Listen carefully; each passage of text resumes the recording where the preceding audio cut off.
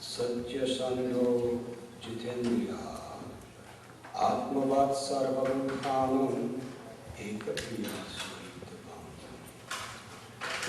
The qualities of Maharaj Prahlad, the son of Hiranyakashipu, are described herewith.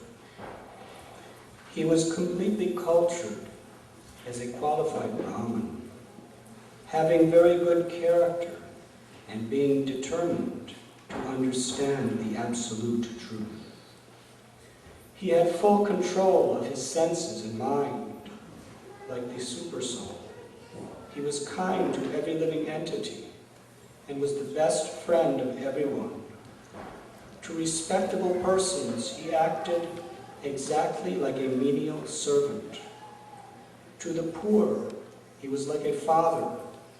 To his equals, he was attached like a sympathetic brother, and he considered his teachers, spiritual masters, and older godbrothers to be as good as the Supreme Personality of Godhead.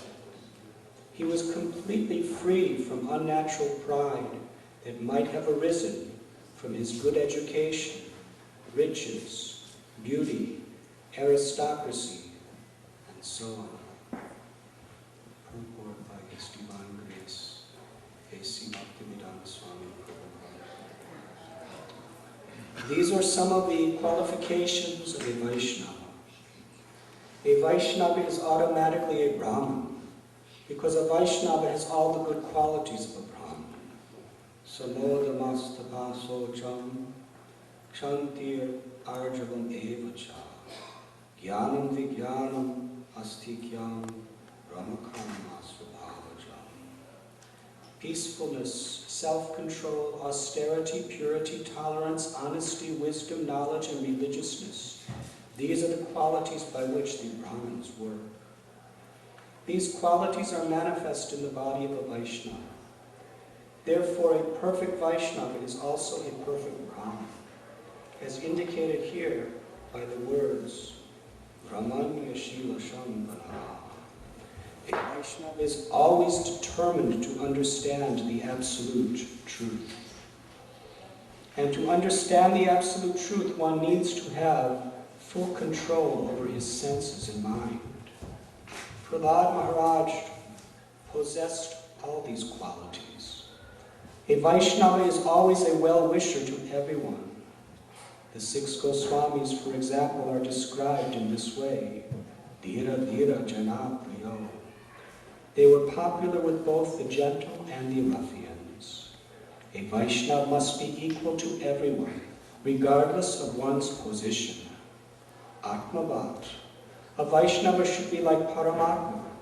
Ishvara sarvabhutanam hridesha arjunachishtati. Paramatma does not hate anyone. Indeed, he is in the heart of a Brahmin, but he is also in the heart of a pig. As the moon never refuses to distribute its pleasing rays, even to the house of a Chandala, a Vaishnava never refuses to act for everyone's welfare.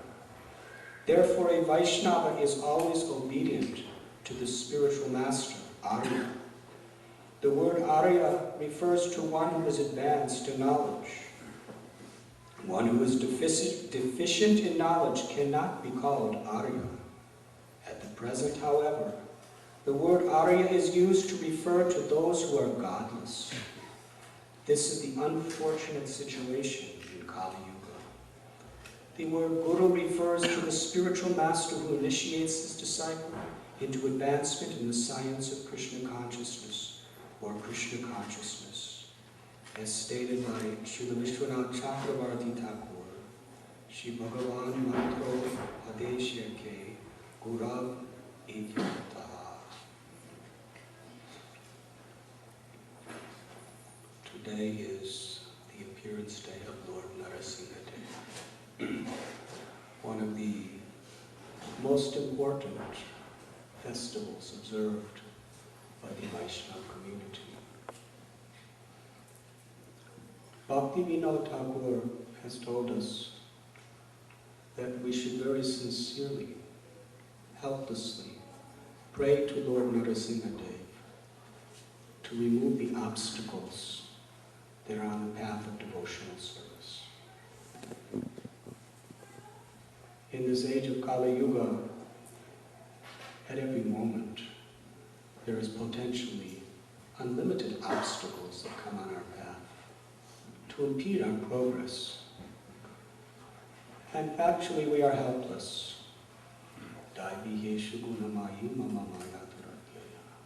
The three modes of material nature, which are the powers of Maya, are insurmountable. Only if we sincerely take shelter of the Supreme Lord can we possibly overcome them. Many people worship Lord Ganesh to remove obstacles in their lives. Sri Brahma Samhita describes that Lord Ganapati, Ganesh, he personally worships Lord Narasimha to give him the power to give that blessings to others by which obstacles will be removed. In fact, for a sincere devotee, the obstacles that come on our path are a great benediction. Srila Prabhupada describes that when impediments come, there are several purposes the Lord has to achieve. One is to separate those who are sincere from those who are not sincere. Those who are sincere, when they're faced with crises, coming either from one's own mind and intelligence, or coming from the environment around them, a sincere devotee becomes very determined and genuinely takes shelter of the mercy of the Lord to save him or her. And a person that is not sincere will look for so many other alternatives, will find so many good excuses why not to try to be Krishna conscious in this life. If you want to remain in materialistic bondage, Krishna through Maya will provide so many logical, philosophical, social reasons why that's what you should do. And they'll also give a whole society of people all over the world to support your ideas.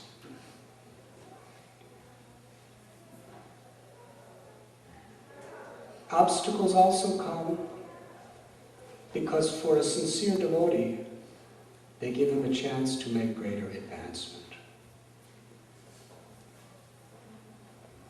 Like steps. Steps are hard to climb. The law of gravity is to push you down, and to climb steps you have to go against the law of gravity. However, those steps are taking you to a higher destination. Similarly, the obstacles on our path are actually specifically designed by Krishna to help you become purified, to bring you to higher levels. Many of you are children, and some of you have children. You know, children are not very attracted to taking examinations in school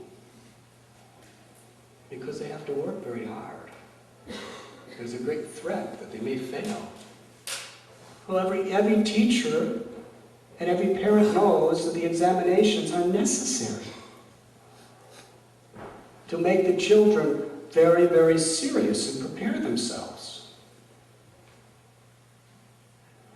If we are, Prabhupada explains in Sri Chaitanya Charitamrita, if we are not sincerely and attentively endeavoring to chant our rounds of the Hare Krishna Mahamantra every day, that at any moment we will fall victim to Maya. So knowing that, knowing obstacles will be coming, we have to prepare ourselves. Just like in military, they don't just send their soldiers into the battlefield. They train them. Sadhana Bhakti is meant for training. By hearing Srimad Bhagavatam, Bhagavad Gita every day, by chanting the holy names every day, we are preparing ourselves. We are gaining strength. We are seeking shelter of the mercy of the Lord. And then whatever obstacles may come, either individually or collectively, they can only serve to make us more stronger, more surrendered, more purified.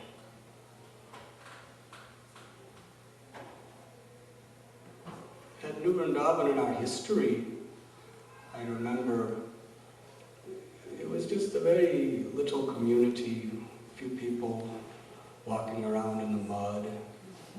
Kolhapur Prabhu was our president even back then. Not much was happening. And then one festival, devotees were shot. The deities were attacked. It was a major crisis. Some people left. But those who stayed, through the experience, everyone in the room that day thought that they were going to die. Because there were people aiming their guns and shooting at us. There were devotees laying in pools of blood on the floor. We all thought we're going to die today. But when the deities fell to the ground, it made such a sound that these persons holding their guns became worried, fearful, and left. Devotees became so determined, so surrendered, so much taking shelter of the Lord. I remember I was pujari at Brahmachari ashram, and this person said, "We're coming back." So every time when I was dressing the deities, I heard from behind the curtains any kind of rough noise, I thought, they're back.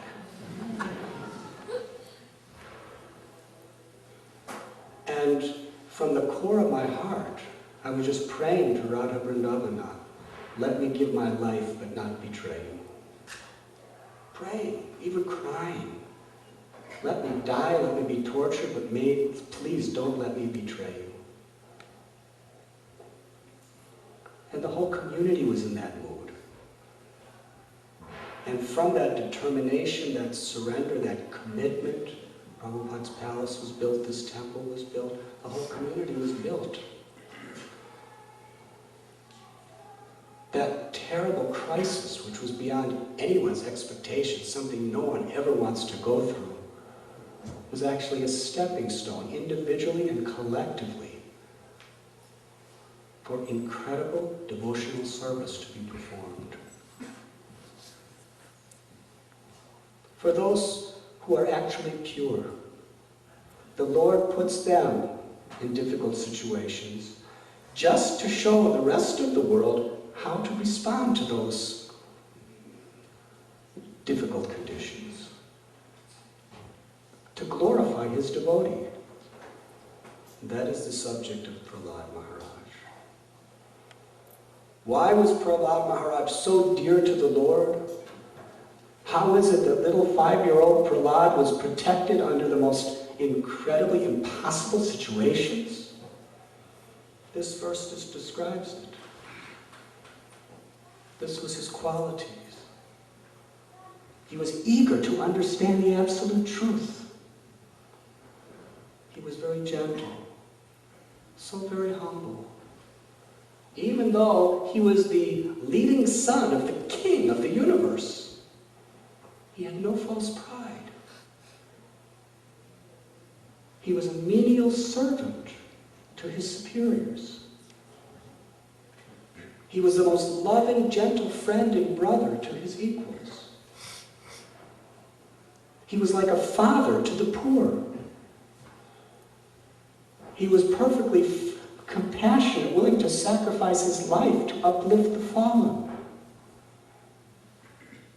He treated his older godbrothers, his guru, and other Vaishnavas the same way he would treat the Supreme Personality of Godhead. Because he imbibed these qualities, he was so dear to Krishna that Krishna protected him in all situations. It is said in Lord Sri Chaitanya Mahaprabhu's Leela, 2 devotees imbibed the qualities of Prahlad Maharaj. One was Srila Haridas Thakur. Prahlad Maharaj was born in a family of Rakshasas, not just demons. We have so many demons around the world today. But he was in the dynasty of Rakshasas. That means Hiranyaksha, Hiranyakashipu, Ravana, Kumbhakarna. These are Rakshasas. Their food is the flesh and blood of humans. Very low caste. And Haridas Thakur was also born in a family of untouchables. But they are not considered by their birth. They're considered by their personal, genuine qualities. Krishna is not concerned with whether we're black or white, or red or yellow, whether we're literate or illiterate, whether we're men or women, or old or young. He's concerned with our quality of sincere surrender.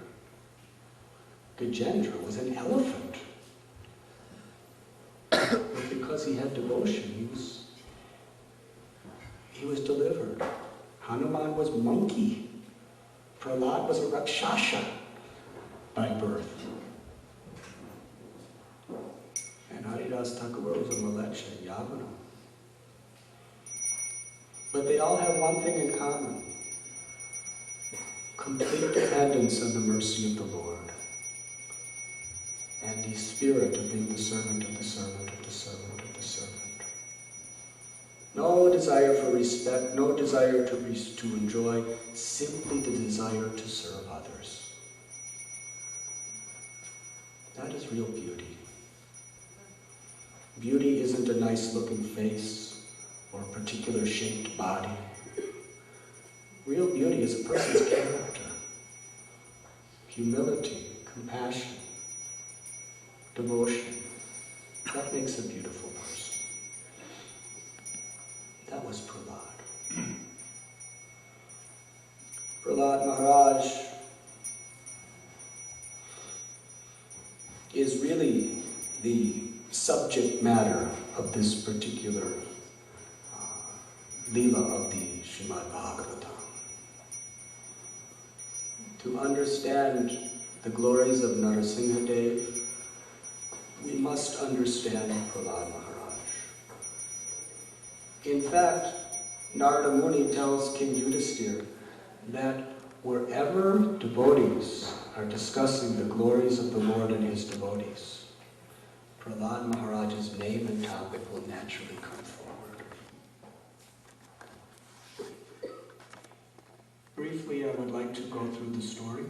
We have seen it, but for our purification, it's nice to hear it 3 times on this auspicious day.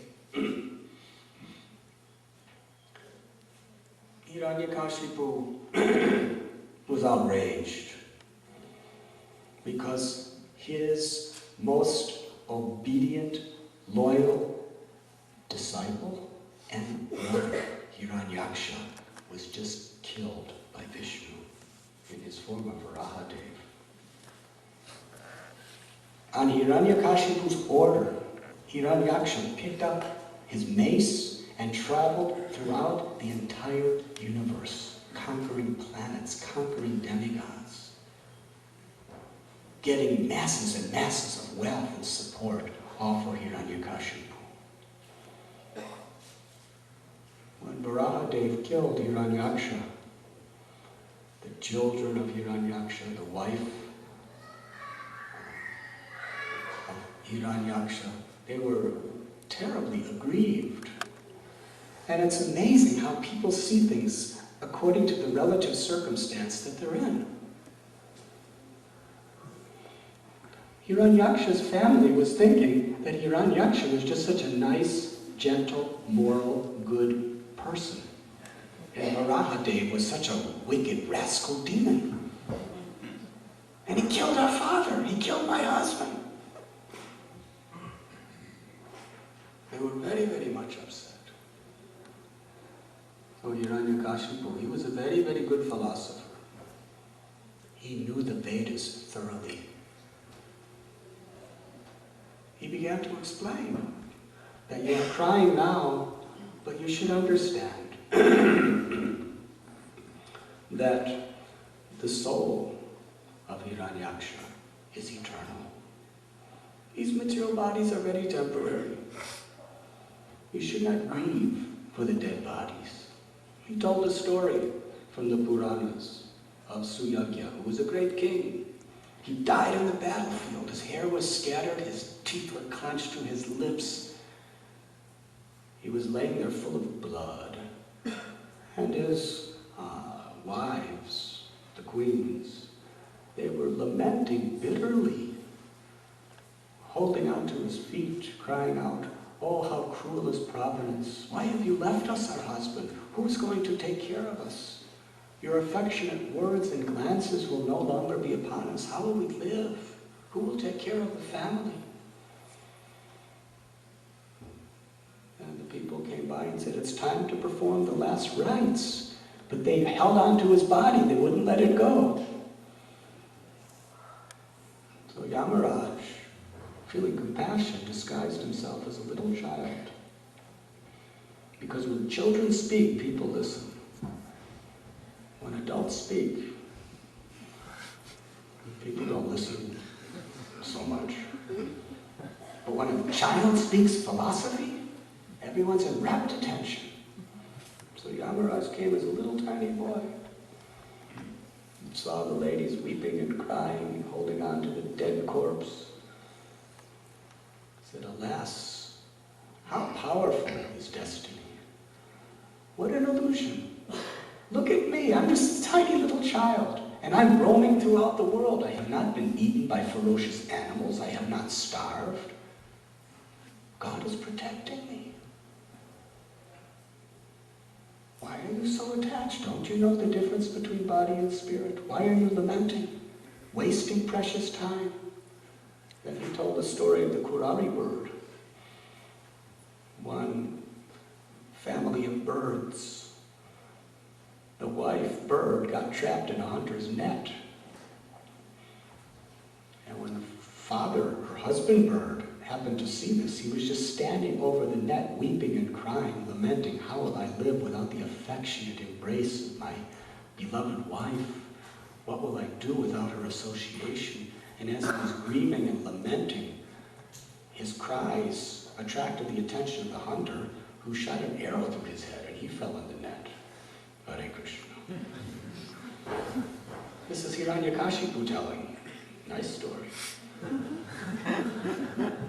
And he said, "Therefore, you should not waste time lamenting over that which is dead. There's a purpose in life. We have to achieve it." So hearing this nice philosophy of Hiranyakashipu, his relatives became very much transcendental to aggrievement.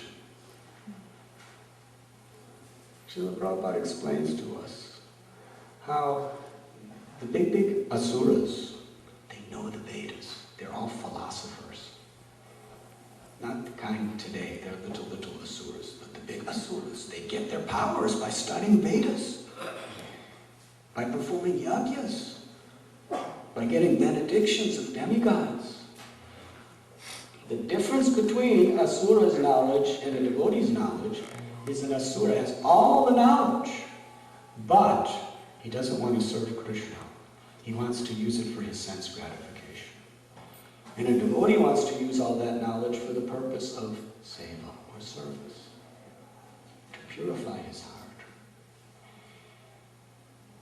So after pacifying his relatives, Hiranyakashipu called his Rakshasa armies and told them that my brother has been killed by Vishnu.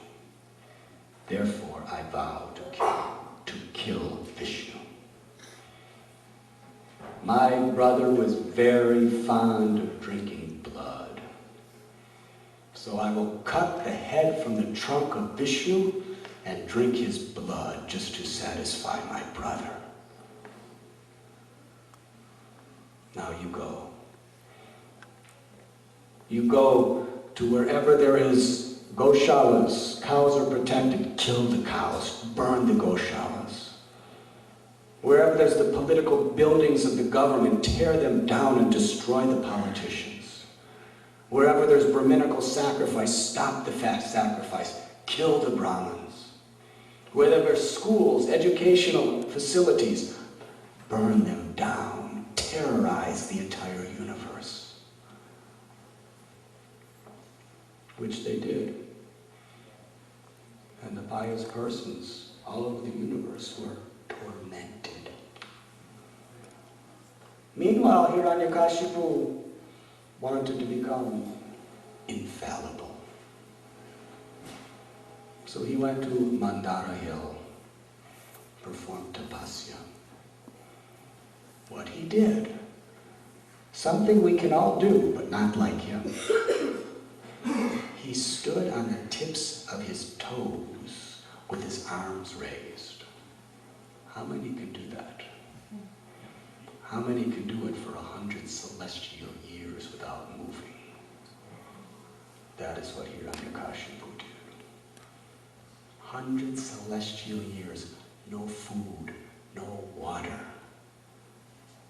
He became so powerful by his tapasya that fire was emanating from the top of his head. That fire was so hot, it was burning in such a way that the entire universal creation was covered with black smoke.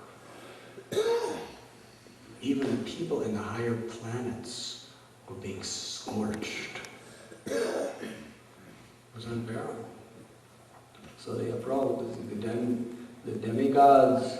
They did not know what to do. They had no power to stop the sacrifice of Hiranyakashipu.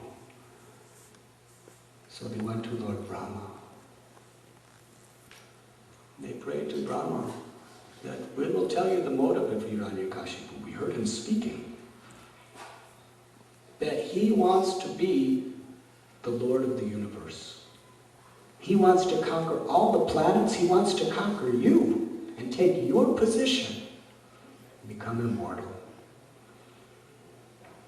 You have to stop him. So Lord Brahma said, I will go to see him. So Lord Brahma went with Daksha and Brigu and so many great personalities on his swan airplane.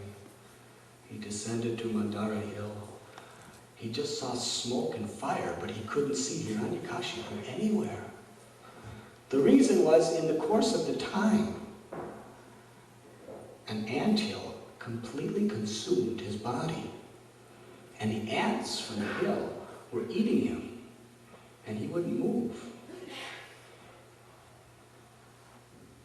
Have any of you been bitten by ants? It's not really painful, but still, you can't sleep when they're biting you.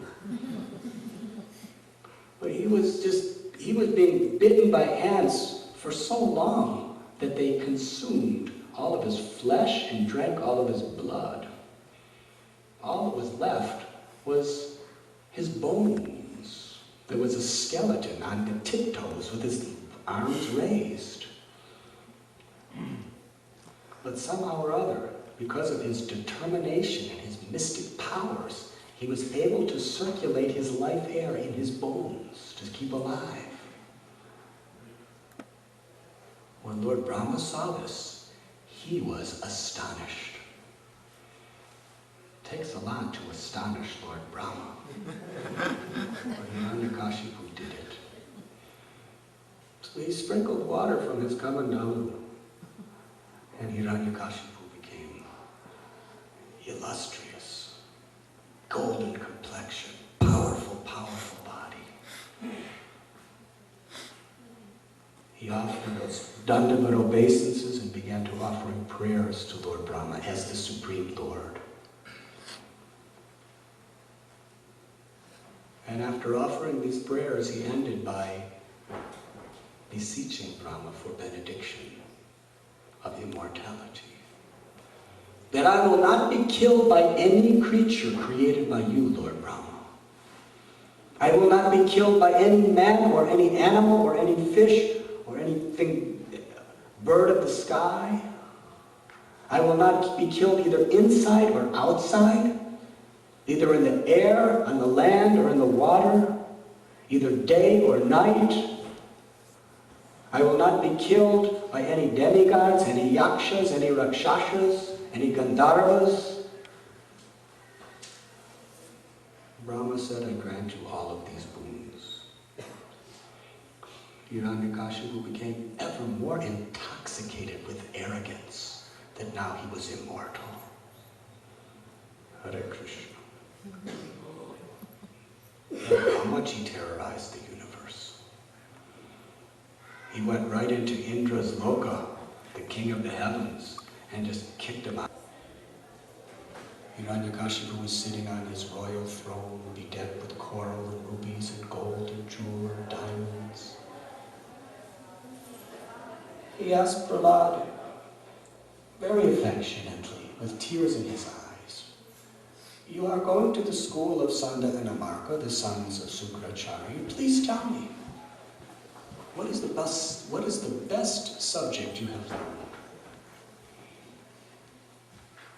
And Prahlad Maharaj, so simple, so sweet, so innocent, with folded palms, offering his father unlimited respect. He said, my dear father, and then he wanted to praise his father. He said, king of the demons. As far as what I have learned from my spiritual master, one who accepts this temporary body as the self, and one who accepts temporary household life and its pleasures to be the goal of life, such a person is embarrassed by endless anxieties. Why? Because he has fallen into a deep, dark well where there is no water, there is only suffering. Therefore, such a person, like you, my dear father, should renounce this material attachment. You should go to the forest of Vrindavan and take shelter of the Supreme Personality of Godhead, Vishnu. Hiranyakashipu was not ready for that. Terribly upset. What? He called Sanda and Amarka. What are you teaching my son? Are you allowing him to associate with Vaishnavas? What's happened to him? They said, no. We'll bring him back to school. We'll educate him properly. So they went back. They said, Prahlad, where did you learn this nonsense garbage that you're speaking to your father? Prahlad, thus, my dear father, please hear. Unless one takes the dust of the lotus feet of the Vaishnavas, who are free of material attachment, and bathes his body in an abhishek with that dust, one cannot gain the shelter of the lotus feet of the Lord, and one can never come out of material contamination. When Hiranyakashipu heard this, he was blazing with anger. Blazing.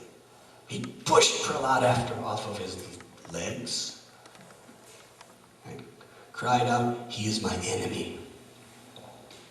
If an outsider is a well-wisher, he is to be accepted like a member of the family. But if a family member becomes an enemy, he must be rejected. Just like your body, if you have a limb that is infected, you have to amputate it before it destroys your life. So although my son Prahlad is my son, he must be killed. Kill him by any means and all means. So the Rakshasas took Prahlad, as we have seen in the play. They tried to pierce him with tridents. They threw him in huge, venomous, ferocious snake pit. They threw him into the ocean and put a mountain on top of him to drown him. They put him in blazing fire all around, on all sides. They starved him. They fed him deadly poison. They put him under the feet of stampeding elephants.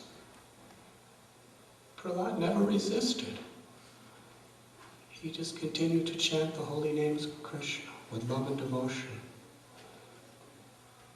If Krishna, you want to protect me, then what can harm me? And if you want to kill me, then let me die, remembering you. That was Prahlad. Forgiving even those who were trying to torture and kill him. When the news came to Hiranyakashipu that Prahlad could not be killed, he became overwhelmed with grief. He screamed out, "If I cannot kill Prahlad, then he will kill me." And he couldn't even speak anymore. The great controller of the universe, Hiranyakashipu, just sat with tears in his eyes, with his head down, burning with anger and anguish. So, Sanda and Amarka, they said, "Hiranyakashipu, he's only 5 years old. He can be changed, just give him back to us. You are so powerful, why are you afraid? You just move your eyebrows and Indra trembles in fear." So they took Prahlad back to school. And Prahlad Maharaj was just a very respectful student going through the lessons. One day the teachers went home to perform their household duties. And Prahlad Maharaj was just sitting there, and all the students were so attracted by his loving, good, compassionate qualities, they all gathered around him in a circle and said, "Prahlad, please teach us about what do you believe? Why you don't play with us?" And Prahlad began to explain the system of Bhagavad Dharma. He told them that now that you are small children, Komara Acharet Pragya, this is the time for Krishna consciousness.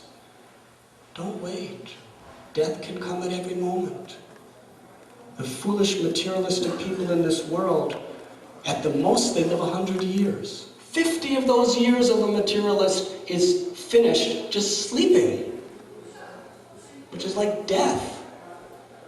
And what do they do with the other 50 years? When they're little tiny children, they're completely bewildered. Or they just go out and play all day. That's how 10 years passes. And then another 10 years completely engrossed in studies. 20 years are expired. And when you're old and invalid, you can't think properly, you can't talk properly, you're all choked up. And that way, invalidity steals 20 years out of your life. And what's in the middle? Materialistic people are completely addicted to trying to make money to enjoy their lives. Money is the honey. Of course, Krishna also likes honey. It's all for him. But when it's for us, Prahlad Maharaj says it's condemned. In this way, a person's life passes. Therefore, my dear friends, now is the time. Take shelter of the lotus feet of Krishna. And there's only one way, and that is through bhakti, through hearing and chanting his glories, in the association of his devotees. The students were in rapt attention. They asked Prahlad, "Where did you learn these things? You talk about your spiritual master, Narada Muni, taught you this. You're living in the palace of Hiranyakashipu. Where did you ever meet Narada Muni?" He told him, "When my father went to Mandara Hill to perform his austerities, Indra and the demigods captured my mother. Narada Muni stopped them and said, 'What are you doing? She's an innocent woman. She hasn't done anything wrong.' They said, 'Yes, but within her womb is the son of Hiranyakashipu. He must be destroyed.' Narada Muni said, 'He's a great devotee. He's a lover of Krishna.' The demigods immediately had faith in Narada and offered obeisances and circumambulated the child in the womb. Narada Muni took the wife of Hiranyakashipu to his ashram and instructed her on the principles of Bhagavad Dharma. Prahlad said, "My mother later on forgot everything due to the association of my father, but by Narada Muni's blessings I remember every word he spoke." His little classmates completely accepted wholeheartedly everything Prahlad said and became Vaishnavas, and utterly rejected all the teachings of Shanda and Amarka. When Shanda and Amarka found out what was happening, they were outraged. They dragged Prahlad, brought him to Hiranyakashipu and said, "This is what your son has done to our school." Hiranyakashipu said, "Today I will send you to the house of Yamaraj. You are my enemy. Because I cannot control you, I must kill you."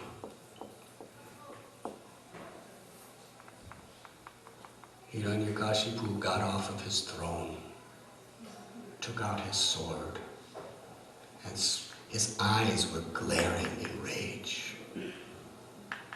He cried out, "Prahlad, you dare to consider that there's any being superior to me? You talk about this Supreme Personality of Godhead as someone greater than me? Will he save you today? Where is your God? Where is this Vishnu? Is he here? Is he there? Is he in this pillar?" Prahlad Maharaj said, "My Lord, my Father, you ask where I get my power? I get my power from the same place you get your power, from Krishna. He is the creator, maintainer, and destroyer of everything that exists. The power of the body, the power of the mind, the power of the intelligence, the power of every living entity is coming from the energy of Vishnu. And Vishnu is everywhere. Yes, my Father, he is in that pillar." Hiranyakashipu, with his fist, he pounded on that pillar. And then the entire earth began to shake. Shaking. And this loud, shrilling scream came out of the pillar. Hiranyakashipu was terrified. He never heard a sound like this. This sound penetrated all the planets of the universe. Even the demigods felt that this is the ultimate devastation of creation. He was shrilling, screaming. There were earthquakes due to the trembling. Out from the pillar came the most extraordinary form of the Supreme Personality of Godhead. His head was like that of a lion, his body like that of a man. His eyes were bright red with anger due to the injustices to his devotee Prahlad. He roared. He roared such a way that even the greatest of elephants were running away in fear. Hiranyakashipu could not even look at this form. He had to close his eyes. But ultimately he pulled out his sword and thought, "No one can defeat me. This is Vishnu who is trying to defeat me." Then Hiranyakashipu ran toward Narasimhadev with his sword and his shield in hand and began to stab him and punch him and hit him. And Narasimhadev simply played with him like a toy. He grabbed him. He let Hiranyakashipu go. The demigods were in terror. The Lord's not able to hold him, and Hiranyakashipu's arrogance grew mightier. Again he attacked the Lord. He began to conjure all kinds of illusions, all kinds of mystic tricks, all of his powers. He was given the 8 mystic cities by Brahma. They were all used against Narasimhadev, who ultimately lifted up Hiranyakashipu, brought him to his own throne, put the throne, he brought him to the doorstep of the palace, put him on his legs, and with his long nails, he roared and tore his abdomen apart. Hiranyakashipu was just moving around like a helpless insect.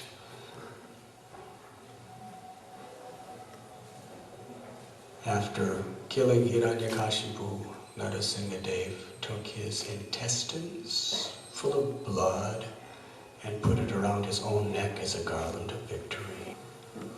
Narasimhadev Bhagavan ki. All of the other Rakshasas attacked him. With the tips of his nails, he killed them all.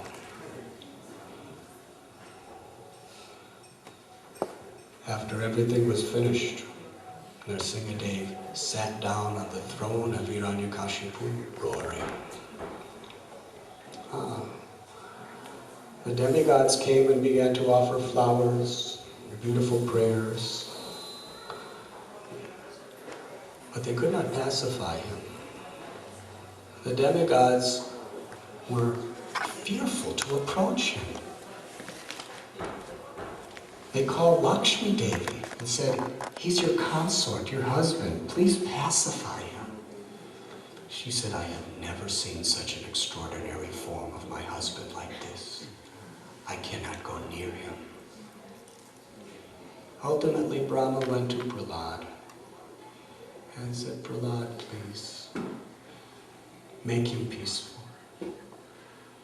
What the greatest controllers of the universe could not do, little 5-year-old child Prahlad slowly approached Lord Narasimhadev, offered his full prostrated obeisances, got up, offered him a garland, and with folded palms stood before the Lord.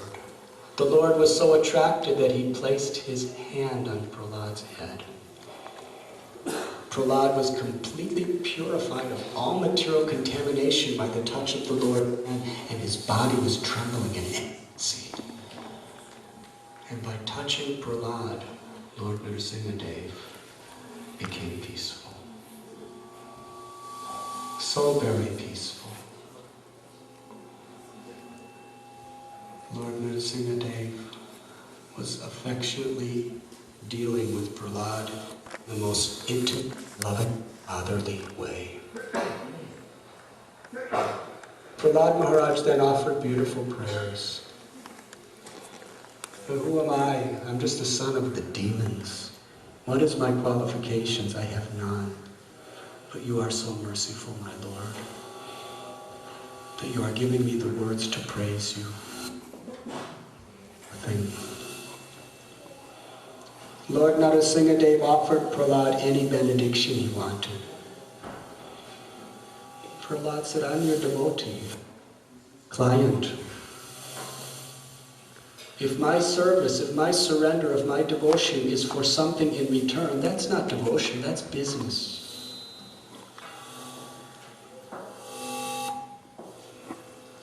Narasimhadev Prahlad said, "If it pleases you, give my father liberation."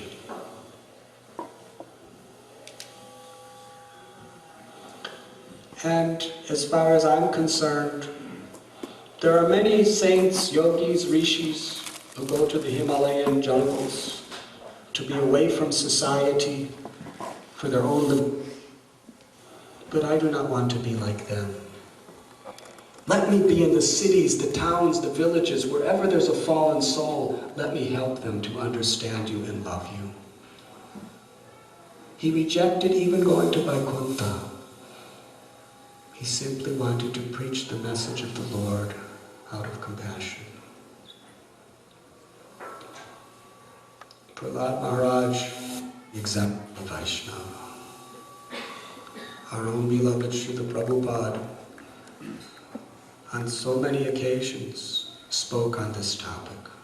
In fact, his last time at New Vrindavan in 1976, I believe he was here about 2 weeks. Every morning for Srimad Bhagavatam was discussing Prahlad Maharaj's teachings.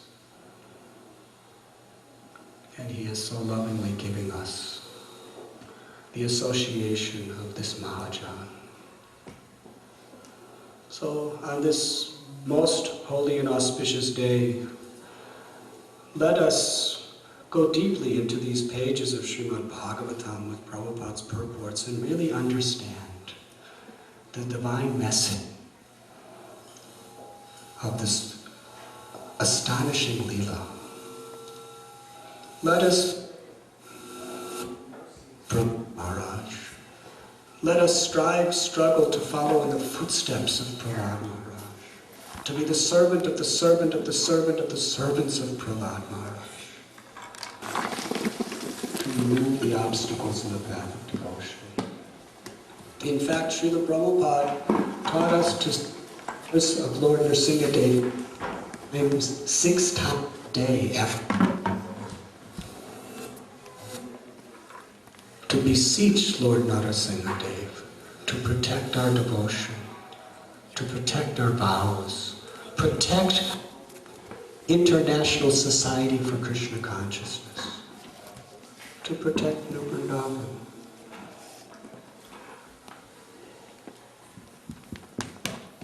On this day, Lord Nrsimhadev is especially present and especially merciful. So please, let us all pray, following in the footsteps of Prahlad Maharaj. Thank you very much. Hare Krishna. Srila Prabhupada ki jai. Sri Nrsimhadev Bhagavan ki jai.